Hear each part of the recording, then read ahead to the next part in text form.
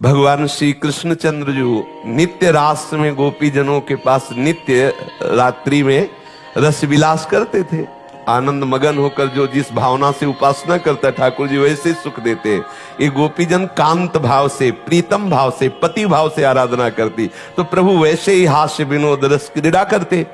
तो एक दिन सब गोपियां बैठी हुई थी और बहुत समय व्यतीत हो गया, प्रभु नहीं आए। तो फिर इसके बाद जब प्रभु आए तो गोपीजनों ने पूछा, आज बहुत विलंब हुआ सरकार। बोले, आज हमारे गुरुजी आए थे। आपके गुरुजी आए थे? बोले, हाँ, पल्ली पार यमुना के हैं। कौन गुरुजी हैं?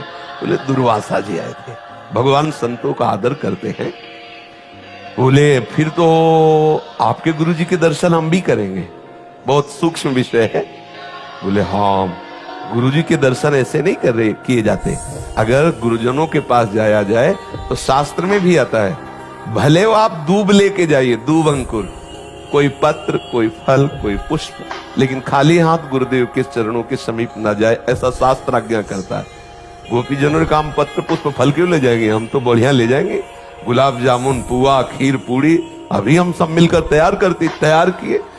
अब वहां एक दो तो थी, लेकिन यूथ की यूथ, मतलब अगर पुआ पूड़ी का एक जगह स्टॉक किया जाए तो छोटे मोटे गिरिराज जी, क्योंकि संपूर्ण ब्रजवासिनी, और गुरुजी आए हैं प्रीतम के, तो खूब सब जब चली तो उनका प्रीतम, एक बात बताओ, यमुना जी बढ़ी हुई है और रात्रि का समय नाविक मिलना तो मुश्किल, और नाविक भी मिलेगा तो सुबह तक पार हो पाएंगे, क्योंकि एक दो तो है नहीं।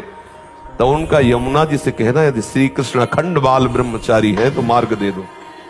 हंसी, क्योंकि सबको पता है कि कैसे हास्य विनोद करते, कैसे अटखेलिया करते।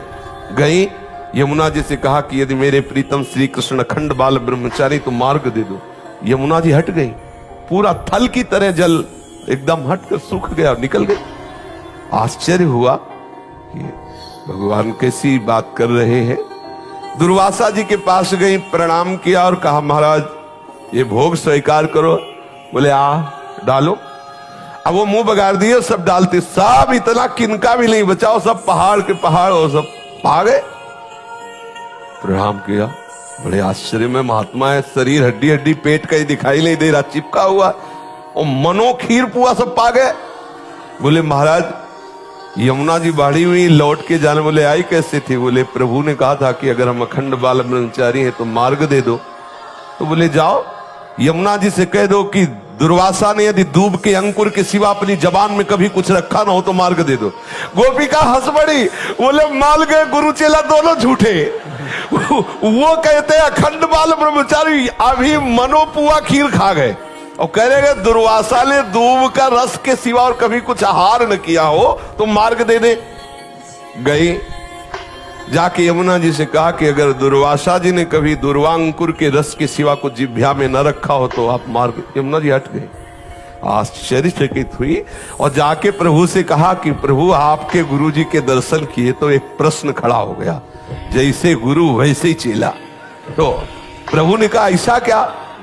अब बोले, बाहु प्रसार परिरम्य कराल को जो रास में वर्णन है, कौन सा ऐसा रस क्रीड़ा है जो आप ना खेलते हो? स्पर्श करना, आलिंगन, चुम्बन, परिरंभन आदि सब। फिर आप ब्रह्मचारी कैसे? ब्रह्मचर्य का तो बिल्कुल अलग स्वरूप होता है। और हमारे सामने पुआ पकौड़ा, खीर और सब रसमलाई सब पा गए, और कहते दुर्वांकुर के सिवा जिह्वा में कुछ न रखा हो।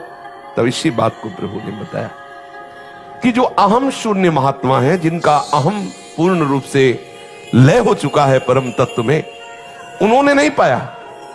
तुम्हारी इच्छा थी, तुमने उनको ऐसे डाल, तो पूरे सृष्टि के मुख में जैसे जा रहा है ऐसे उनके मुख में जा रहा है। वो अहम भोक्ता बन के नहीं पा रहे, इसलिए उन्होंने नहीं पाया। आपकी दृष्टि में पवाया गया, आपकी दृष्टि में वो पाए, लेकिन स्वयं ना उनकी इच्छा है ना वो भोक्ता है, इसलिए उन्होंने नहीं। इसलिए उनका वचन सत्य है, स्वयं में कभी आहार रूप से स्वीकार करते हैं तो केवल दूब का अंकुर, और हम स्वप्रतिबिंब विभ्रमा।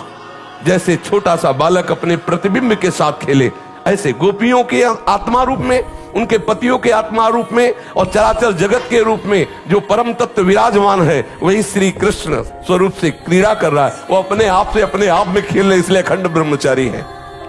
स्वप्रतिबिंब विभ्रमः, जैसे छोटा सा बालक कांच के मंदिर में अपने ही प्रतिबिंब से खेलता है, ऐसे गोपी नाम च तत्पति नाम सर्वेशाम में उच्च। गोपियों के पति और सब चराचर जगत की जो आत्मा है वही अपने आप से अपने आप में खेल रहा है, इसलिए अखंड ब्रह्मचारी। तो हमको अपने कर्मों का फल इसलिए भोगना पड़ता है कि हम अपने कर्म मानते हैं और हम स्वयं अहम से एक शरीर में सीमित हो गए हैं, इसलिए भोक्ता बनना ही पड़ेगा, जबरदस्ती बनना पड़ेगा। यदि आप कर्ता बनेंगे और आप कुछ ना बनो तो देखते रहो जो कुछ हो रहा है, आप जीवन मुक्त हो जाओगे।